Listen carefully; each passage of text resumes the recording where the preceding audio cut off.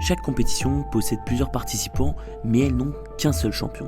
Et des compétitions prestigieuses, il y en a des tas, que ce soit dans le sport ou même en dehors. On a la Coupe du Monde, le Super Bowl, la NBA ou encore la LDC en foot. Et si on veut partir du sport traditionnel, on a les Worlds de Dota et ceux de Rocket League par exemple. Mais aujourd'hui, on va parler de la compétition e-sportive la plus prestigieuse, une des plus dures à gagner. Aujourd'hui, on va se pencher sur les Worlds de League of Legends, et plus particulièrement ceux de 2024. Mais avant ça, je vais vite fait vous parler des règles dans les grandes lignes. Et si on a besoin, j'expliquerai un peu plus dans les détails au fur et à mesure que la vidéo avance. Pour faire court, c'est un jeu qui se joue en 5 contre 5, avec des rôles différents. Au top, on a le tank qui joue en haut de la map, en jungle, plutôt des assassins ou des personnes qui sont là pour aider les autres sur la map. Le mid, lui, va plutôt jouer des carry AP, donc des magiciens, pour faire des dégâts en général. Et l'ADC et le sup sont en bas de la map. L'ADC, lui, joue plutôt des dégâts physiques, accompagné du support qui doit jouer plutôt un healer ou un sup qui doit être engage ou contrôle. Le but est de détruire le gros caillou de la base adverse et une partie dure entre 20 et 40 minutes de manière générale. Et les Worlds de ce jeu sont sûrement la compétition la plus dure à gagner. Bon, ça va être le moment de vous présenter les 5 personnages de notre aventure. Pour ces Worlds 2024, on va suivre l'équipe SK Telecom T1, qui lors des 2 dernières années était allée 2 fois en finale des Worlds. En 2022, ils ont perdu face à une équipe qui jouait pour gagner et non pas pour perdre, face à DRX. Et l'année dernière, ils sont allés en finale et ont gagné facilement contre l'upset de la compétition, un 3-0 sec face à Weibo Gaming, une équipe chinoise. Quand je vous en parle comme ça, on a l'impression que c'est facile d'être en finale de World, alors que c'est quelque chose d'extrêmement dur. Pour vous dire, les Européens n'ont participé qu'à 3 finales en 13 éditions. Mais juste une simple participation est parfois énorme, alors faire une finale, c'est bien le Graal ultime pour certains joueurs. Donc on va suivre les anciens champions du monde et les anciens vice-champions du monde. Je vous présente Zeus. Zeus, c'est le top laner de T1. Tout simplement un monstre mécanique. On dit qu'il est le meilleur top laner du monde depuis 2 ans, c'est toujours le cas. Ensuite on a Honor, qui comme Zeus a été formé au club dans l'équipe académique de T1.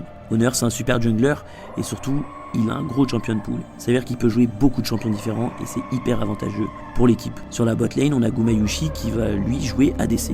Lui aussi il est issu de la team académique et c'est tout simplement un monstre. Même s'il n'est pas le meilleur à son rôle, il est très mécanique et connaît très bien les match-ups. Mais il est surtout extrêmement clutch et sait toujours bien se positionner en fight.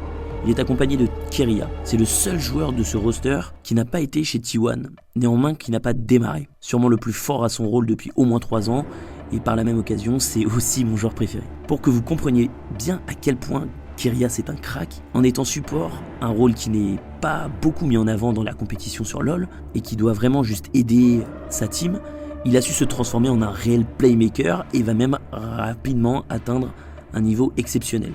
Il a même déjà été MVP de la ligue coréenne, c'est pour vous dire que vraiment, c'est un monstre mécanique, mais surtout playmaker. Tous ces jeunes joueurs sont guidés par un joueur dont vous avez déjà sûrement entendu parler, le roi démon immortel. J'ai nommé le GOAT de l'e-sport, Faker.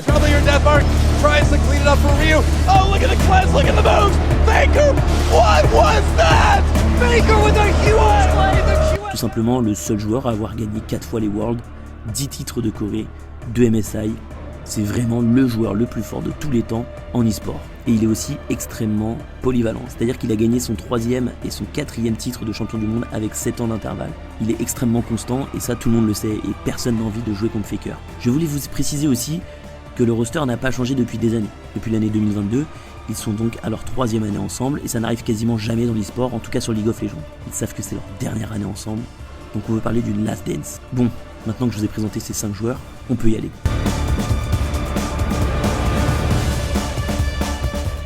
Avant les Worlds de League of Legends, la saison 2024 avait bien commencé pour les T1. Lors du Spring Split, l'équipe a terminé 2e de la saison régulière avec un très bon bilan de 14 victoires pour 4 défaites, ce qui est vraiment bien. Ils seront juste derrière les Genji. Les performances de Faker accompagnées des jeunes talents comme Gumayusi, Zeus ont permis à l'équipe de montrer une stabilité tactique et une maîtrise des objectifs. Notamment grâce à des teamfights décisifs, la coordination de macro était redoutable.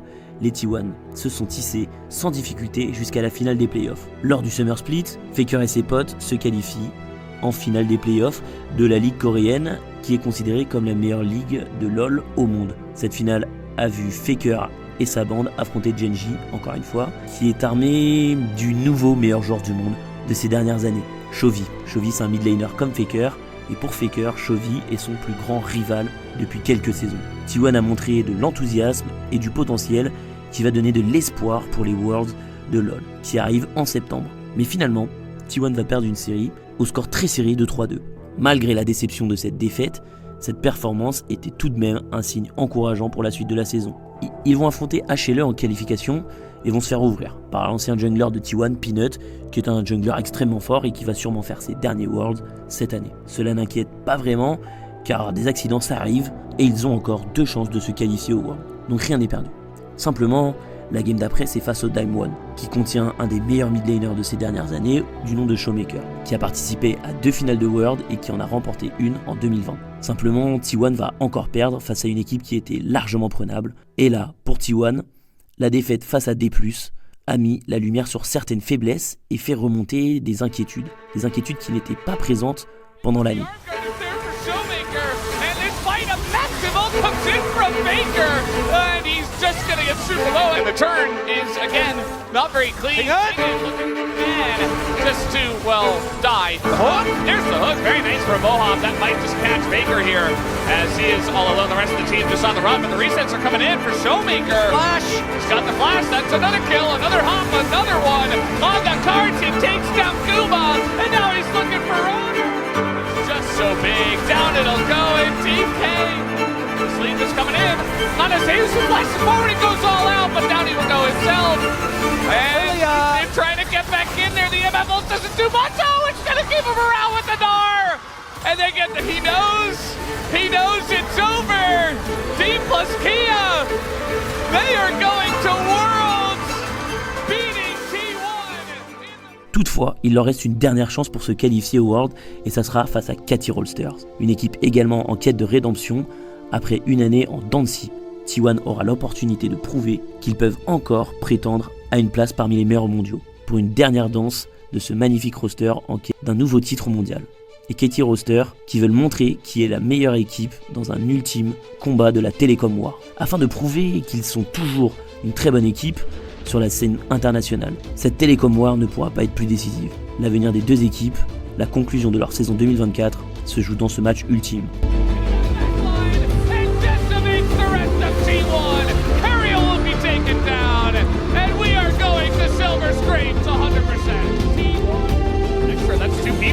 That are going to be slept up, but BDD finds Faker, trying to bait Zeus in as well, and that's a massive bullet time, but in goes Zeus, finds BDD, the first one to go down will be Owner, and now we've got Zeus caught in the pit amongst 4 of them, is going to dash away, as Guma finally makes his way over, Keria going to be...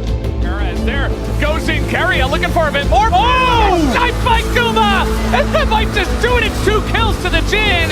And look at this one as they look to group in mid. Pings are coming in. They do have the Misfortune ultimate. T1 va l'emporter 3-2, se faisant toujours plus peur avec le niveau qu'il propose. Mais on sait que T1 est une équipe qui est meilleure à l'international. Et on se pose des questions sur comment ils vont pouvoir être compétitifs face à des équipes coréennes et chinoises toujours plus terrifiantes et toujours avec plus de renommée. Ils ne font même pas partie des 4 meilleures équipes du tournoi. Des Worlds qui s'annoncent très compliqués pour T1. Bien que T1 ait sécurisé sa place au World 2024, l'équipe devra se préparer à affronter un niveau de compétition très relevé. Des problèmes récurrents notamment liés à la cohésion d'équipe, à la gestion des drafts ont fragilisé leur parcours cette année.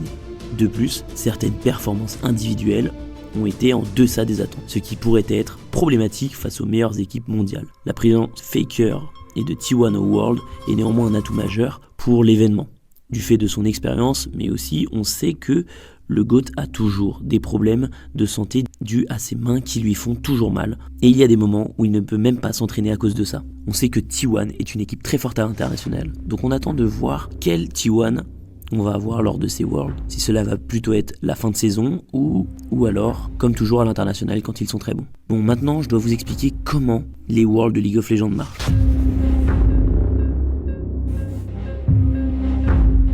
Ça marche avec les Swiss Stage. Les Swiss Stage, c'est un format de compétition utilisé dans certains tournois, notamment ceux de League of Legends. Ces équipes commencent toutes dans une même poule et disputent des matchs contre d'autres équipes ayant le même nombre de victoires ou de défaites qu'elles. Chaque équipe joue jusqu'à atteindre 3 victoires ou 3 défaites. 3 victoires permettent d'accéder au stage d'après, tandis que 3 défaites est synonyme de disqualification. Le Swiss Stage encourage ainsi un affrontement dynamique entre des équipes de niveau similaire et détermine les meilleures équipes pour les phases suivantes du tournoi. Bon, on est quand même ultra dépendant du tirage au sort de chaque match, mais les meilleures équipes doivent battre les meilleurs du monde. Donc premier match de T1, c'est face aux Chinois de Top Esports, qui comportent pas moins de 3 anciens champions du monde, ce qui n'est pas rien. Le jungler Tian, champion en 2019, qui était un petit upset à cette époque. Le support Meiko en 2021 avec les Edward Gaming et l'ADC Jackie Love en 2018 avec Invictus Gaming qui avait battu notamment les Européens de chez Fnatic. Top Esports fait partie des favoris pour remporter la compétition, sachant que son top laner 369 est un des meilleurs tops de ces 3 dernières années. Bref, une équipe redoutable.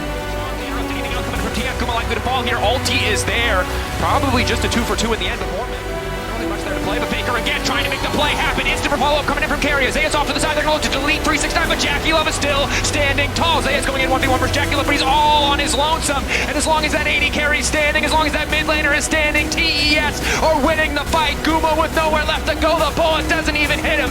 He's dead. Those kills to Jackie Love costs them as TES take down T1.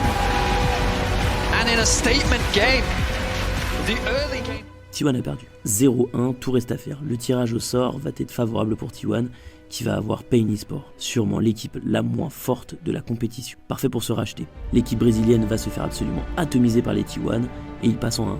Ça n'aurait pas fonctionné, évidemment que oui. Keria fait un fight parfait. Wizard n'a plus de solution, comme aussi va l'abattre avec cette auto-attaque. Et pendant ce temps-là, on s'est occupé de Linkwedo et de sa Akali et c'est probable. Ah, il n'y a pas de bruit. On avançait presque dans la base adverse. Et les T1 qui vont pouvoir sécuriser leur première victoire de ces Worlds. Victoire très convaincante, très solide. Très contrôlé, bien joué aussi quand même à Pain Gaming qui va s'attaquer à un gros client tout de même. Et qui clairement... Ensuite, il faut savoir que T1 va faire face aux champions chinois, les Bilibili Gaming. Eux, ce sont des favoris pour remporter les Worlds également. Pour que vous compreniez à quel point ils sont forts, ils ont battu Top Esports 2 fois. Et c'est la première équipe chinoise. C'est le moment pour T1 de montrer s'ils sont prêts pour les Worlds ou non. Et là, T1 débloque son jeu. Mais tout reste à prouver. On sait que sur LoL, une game et tout est possible. De la part de On, mais c'est Keria qui a été retiré. Le rappel de rideau va être utilisé du côté de L qui a quand même pas mal de dégâts. Le GR va proc sur Honor. Ouais, mais Bin qui est tout seul désormais, la stat ne suffira pas. Et attention, les T1 qui décident de repasser à l'assaut. BLG doit reculer d'aller au bout ici. Attention, on va tenter de défendre ici. Oh, le combo ici avec Quay, avec également Bin. Les T1 qui donnent tout ce qu'ils sont. Et Bin qui va il peut taper Guma. La D4 qui tombe. On se bat du côté de On, mais ce n'est pas suffisant. Les T1 qui vont pouvoir terminer la rencontre, faire tomber les BLG et passer à 2 victoires pour une défaite. Ils arrivent donc en 2-1 et ils vont affronter la meilleure équipe européenne en BO3. Et là, ils vont laisser aucune place à la surprise. 2-0 sec, des outplays des joueurs coréens sur les joueurs européens, par exemple The sur Hansama. Il ramasse les haches, il est lancé par une. Mais Zeus a très bien joué ici, il envoie le platine. Est-ce qu'il a eux, Zeus? Est-ce qu'il a eux? Ils vont jouer en sa vision les 2 joueurs, attention. Et Zeus qui va chercher le solo kill sur Hansama également. Et surtout, on voit que tout ce que fait T1 est très précis, millimétré. On ne laisse rien au hasard, ils ont une macro impeccable. Sur ce BO, les Européens auront une dernière chance pour se qualifier en phase finale plus tard. T1 va donc passer les Swiss Stage en 3-1, ce qui est une bonne chose. Ils ont montré de vraies bonnes choses pour ce début de compétition. Mais là, les quarts de finale approchent et les vraies choses vont commencer. Il y a donc tirage au sort et l'équipe qui sort est Top Esports. On ne sait pas vraiment à quoi s'attendre. Ils ont été battus sur une game en Swiss Stage et là, ils vont affronter en BO5 pour une place en demi. Ce qu'on va retenir, c'est que Top Esports n'a pas fait beaucoup d'erreurs et qu'en temps normal, une équipe qui ne fait pas beaucoup d'erreurs sur un BO5, ça gagne. Va reculer Faker, l'éradication Top Esports doit reculer sous le feu nourri des T1. Et ils sont invulnérables avec cette raid pour Faker qui trouve le frais directement avec l'arrivée de Todd qui envoie l'ultimate. Le follow-up est excellent. L'entrée de Keria qui permet à Faker qui est établi la perte ici et qui va chercher le kill de Jackie Love. Qu'est-ce qui prend le relais? Les T1 qui Qui va mettre un peu de dégâts à la téléportation. Va essayer de meurtre, le Diego qui se fait atomiser. Le Galio qui va essayer de défendre, il a été interrompu. Et les T1 devraient prendre ce fight. Dream est tout seul dans la mêlée. Très bien joué du côté des T1 ici. Et on a fait Keria qui va prendre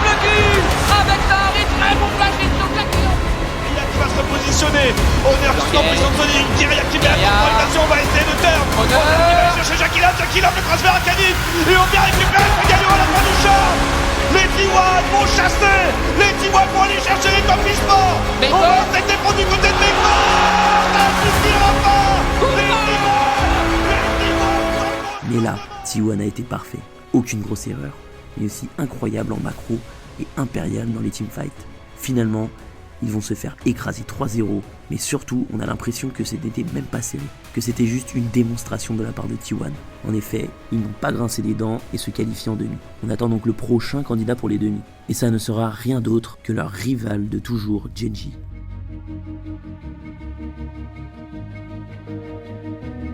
Vous savez, je vous en ai parlé au début. Bref, vraiment un choc attendu entre l'équipe du futur contre Faker et sa bande. Le BO5 approche et est déjà légendaire sans avoir commencé. Comme vous pouvez vous en douter, Gen.G est monstrueux. Ils se sont qualifiés en 3-0 pendant le Swiss Stage sans difficulté. Alors ils ont eu des grosses équipes à battre, ce qui fait d'autant plus peur pour la suite. Mais arrivés en quart, ils sont sûrement face à la moins bonne équipe à ce stade-là de la compétition.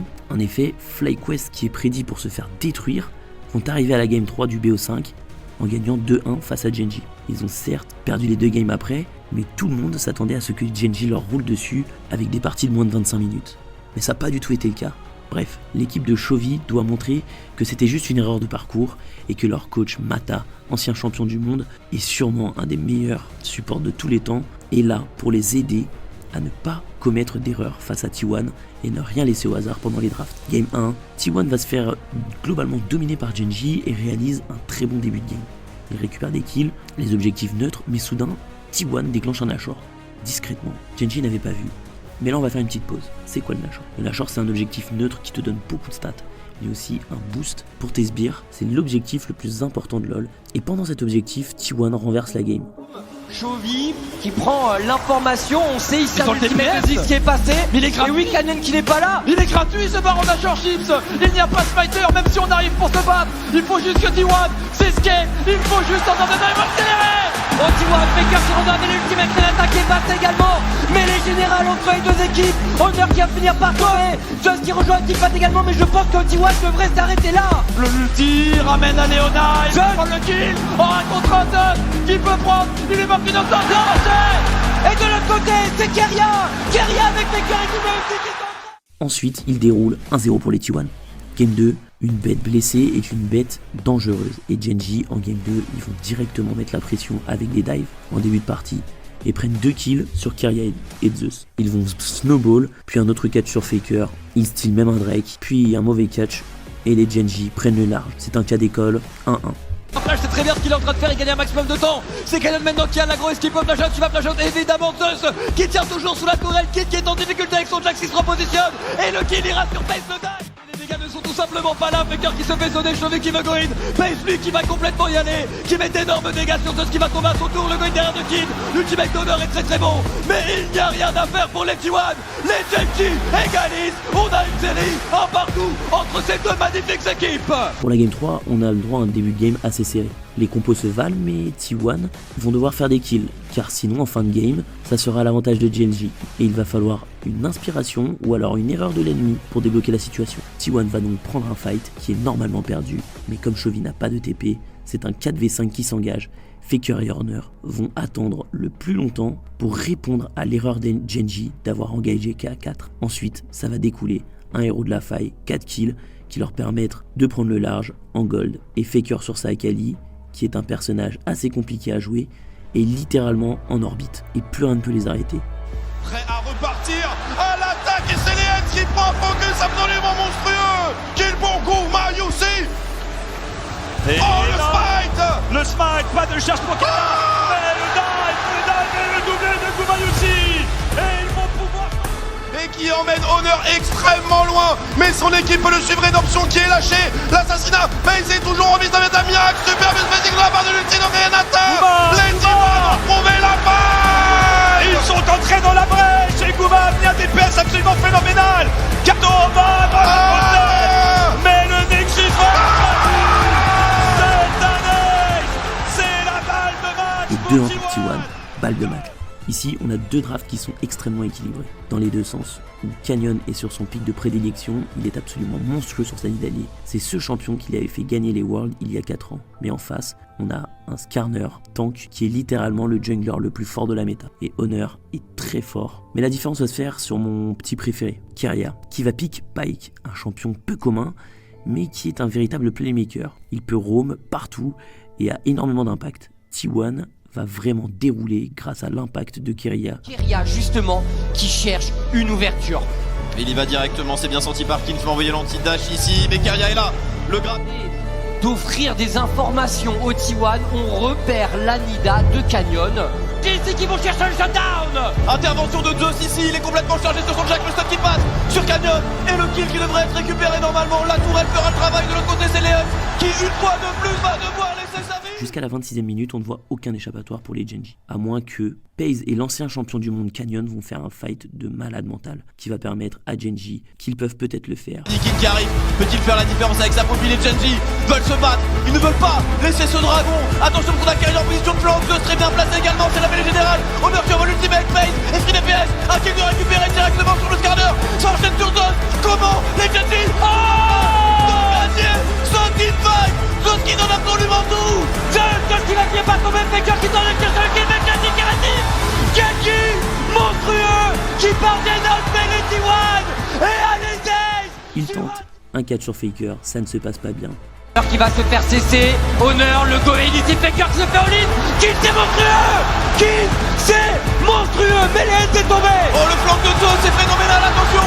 Keria qui ne prendra pas le reset, qui est au milieu, tout le monde, que peut-il faire? C'est très délicat ici, la prière de Canyon qui ne touchera pas. Et qui tombe, et les T1 qui trouve un énorme flanc qui c'est tu l'as dit. Ce qui fait la différence, Keria qui trouve l'ouverture. Et Keria, le grab. Les T1 remportent de tomber au tank. T1, troisième finale de World d'affilée pour la meilleure équipe de l'histoire. Bon bah T1 va encore en finale. Et Gen.G et Chovy vont encore être critiqués par leur énième flop au World. T1 est en finale et une équipe e-sport n'a jamais fait 3 finales d'affilée sauf une fois. C'était aussi avec Faker. C'est pour vous dire à quel point c'est un exploit. Ils sont absolument terrifiants, mais attention à leurs adversaires, ils les connaissent, ce sont les Chinois de Bilibili Gaming. Ils viennent de battre 3-0 les vice-champions du monde, ce n'était même pas serré, ils sont écrasés au niveau macro et dans les fights de manière générale. Bilibili, c'est une équipe effrayante, composée de Bin, qui sont avec Zeus considérés comme les meilleurs joueurs du monde à leur poste. Shun est un jungle qui ne fait quasiment jamais d'erreur et son Skarner est un des meilleurs à ce moment de la compétition. Knight est sûrement un des meilleurs mid laners que la Chine ait pu avoir à ce moment s'il ne serait pas meilleur que le GOAT en personne. On est un joueur discret mais redoutable en macro et en roaming. Excellent support, mais on a des petits doutes car on sait qu'il peut y avoir beaucoup de pression sur lui étant donné qu'il est face au meilleur support du monde depuis 3 ans, ça reste à surveiller. Et il manque Elk. Elk c'est un monstre mécanique, il sait tout faire, c'est la relève des meilleurs ADC de Chine comme Uzi. Voilà, en fait il est terrifiant, il a complètement désintégré l'Europe à lui tout seul dans le BO3 qui l'opposait à G2 pour l'ultime place en quart de finale. Game 1, T1 à le red side. Ça veut dire qu'ils sont avantagés pour pick et ban car ils peuvent choisir en premier le champion. Et pourtant, dès le début, le kill est pris sur Gumayushi, on a une sensation bizarre. Cette partie, les Chinois ne font pas d'erreur et en macro, ils sont impeccables. Ils vont absolument retourner la game 1. Et niveau 1 avec les BLG qui savaient comment les T1 allaient cover ici. Gumayushi qui va devoir flash, sinon il va finir par mourir et donner le first blood et il le donnera. T1 tente des pick-up et pourtant, ils ont du mal, et cette petite Arrow de Elk qui nous rappelle une certaine Arrow de Prey 8 ans auparavant. Démonstration de la Chine qui n'aura rien lâché à Faker et sa bande dans cette partie. 1-0 pour les BLG, mais attention, ce n'est que le début. Pas comment T1 arrive à faire l'exploit Narex, et c'est la charge, il ne reste plus qu'une tourelle devant le Nexus, et les Bilibili avancent sans jamais reculer, on va s'élancer une ulti déclarée absolument incroyable du côté de Knight. Il ne reste plus que Keria dans la fontaine, et la game 1 ira du côté de la SPL. Très belle entrée dans cette finale par l'équipe chinoise ici. Gumayushi se fait encore first blood sur une invade. On est en train de se demander si T1 n'est pas en train de laisser passer sa chance pour faire un back-to-back. Ils prennent la partie en main et vont commencer leur réponse. Ils vont être pixel. C'est terminé pour Kumo ici au même endroit, Tréton, au même endroit qu'en game 1. Il y a eu un flash. Voilà, attention, Nox, il a resté magnifique ici. Faker qui pourrait rapidement tomber, non. Il est écarté du fight par un ultimate leader et non la mêlée. Les T1 sont en train de faire un véritable massacre ici. Knight va-t-il pouvoir s'en tirer? Non, il est finalement rattrapé. Et vous savez c'est quoi la marque des grands joueurs? Oui, c'est de gagner. C'est de gagner tout le temps. Mais c'est aussi d'avoir une connaissance du jeu que même quand Bilibili tente un catch en 1v3, tu sais que tu peux t'en sortir car Faker connaît son personnage comme personne. Sylas. Oh, Faker, l'enchaînement, est-ce que Faker va tomber ici? L'ultimate de Xin Zhao, Faker qui se retourne et Honor qui mène la danse également. L'arrivée de Goumet aussi devrait signer la fin du fight ici. Faker est vivant, ils n'ont pas réussi à faire ce one-shot et BLG maintenant. C'est elle qui est en difficulté, Hon qui va également y passer. Les T1 vont pouvoir enchaîner avec un baron d'achat peut-être Faker qui ne tombe pas face à Knight. Faker ne passe pas. Dans les games, ça devenait difficile pour les BLG. Un partout, mesdames et messieurs, on aura au moins 4 manches. 4 games dans cette grande finale des Worlds 2024. Et 2 games le momentum, mais On, le support des Bilibili, va faire un pic pour le moins inattendu. Beaucoup trop coin flip pour la compétition. Blitzcrank, un perso qui a beaucoup trop de désavantages, mais si son grab touche et que son propriétaire est perfect, c'est presque un kill assuré. Et On, il va très bien jouer. Il va même trop bien jouer. En plus d'un Knight impérial sur son Galio, leur strat est trop bonne. Bilibili gagne la game 3. Quel timing sur Faker qui va voler bien sûr l'ultime Blitzcrank, le lâcher pour chunk un maximum. On n'a pas les stats. Les Bilibili marchent sur les T1. Goumet aussi n'a pas eu l'occasion d'exécuter son jeu. Il est privé de son ultimate. Il est happé, coupé en deux. Trop résistant. On va aller chercher leur deuxième victoire et une double balle de match sur T1. C'est un massacre. Sublime finition. Ils ont été sages, ont totalement bait le jungler des T1 et ont provoqué un fight qu'ils savaient déjà gagnant.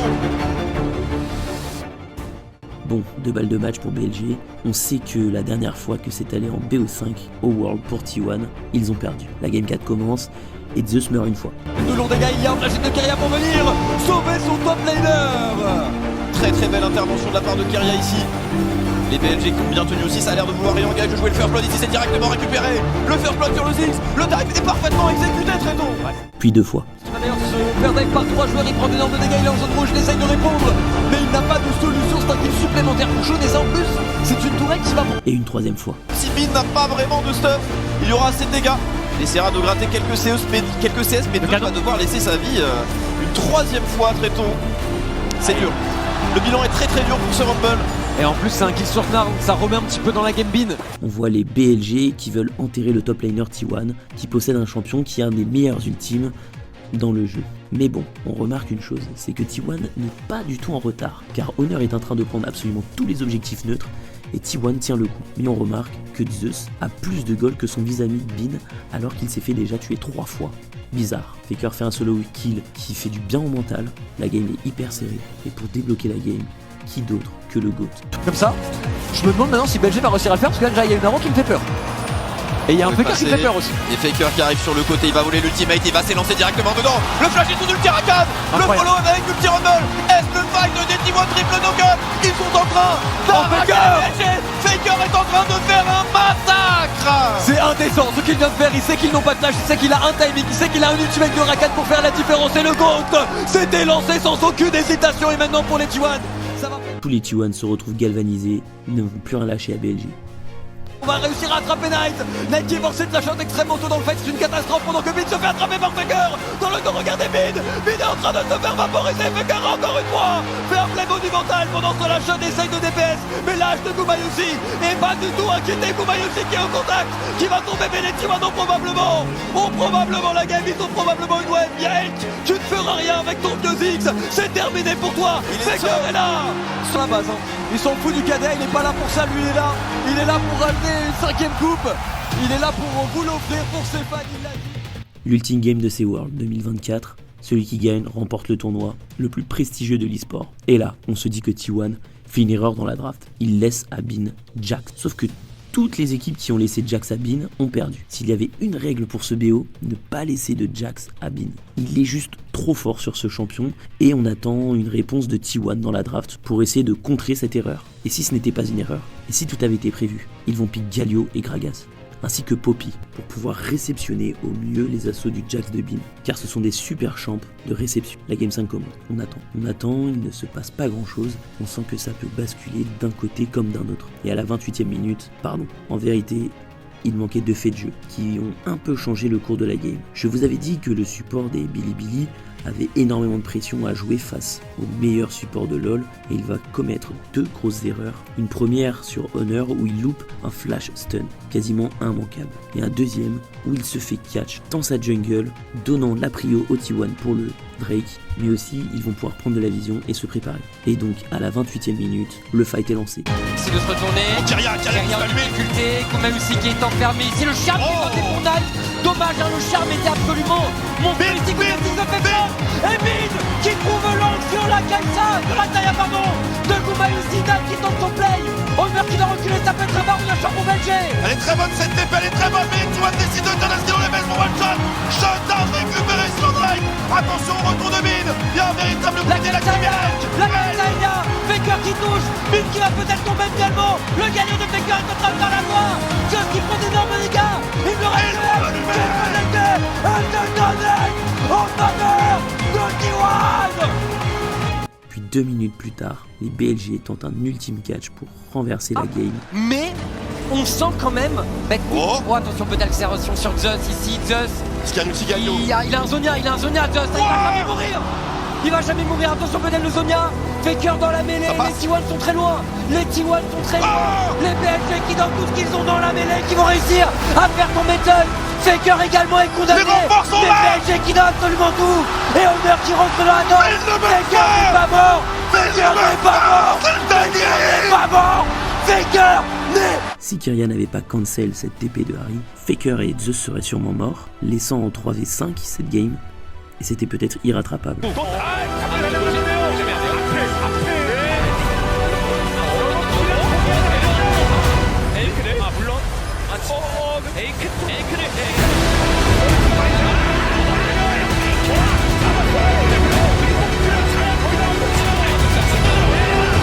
Mais à la fin on ne retient que les vainqueurs et des moves clutch comme ça il n'y en a pas beaucoup.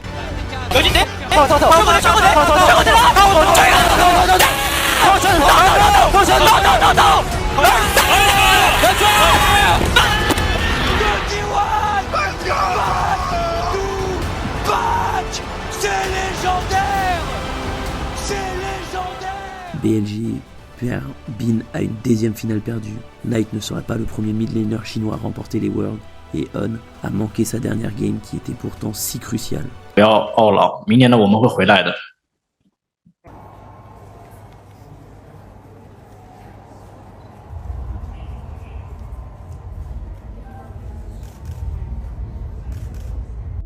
Le Real de Madrid de League of Legends a encore gagné et Faker sera élu pour la deuxième fois de sa carrière MVP des finales de League of Legends. Un titre qui a été attribué à Zeus l'année précédente. MVP is Faker.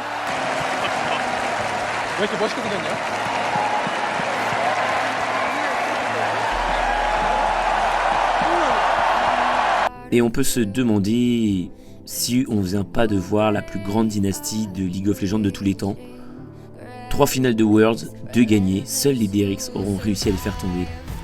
Et on ne pense qu'à cette fameuse phrase des Rox Tiger en 2017. Pourquoi, à la fin, c'est toujours T1 qui gagne? 이거 보고 가자고 다 같이.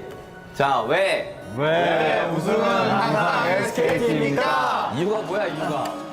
Legends never die when the world's calling you. Can you hear them screaming out your name? Legends never die. They become a part of you. Every time you bleed from reaching greatness. Legends never die. They're written down in eternity.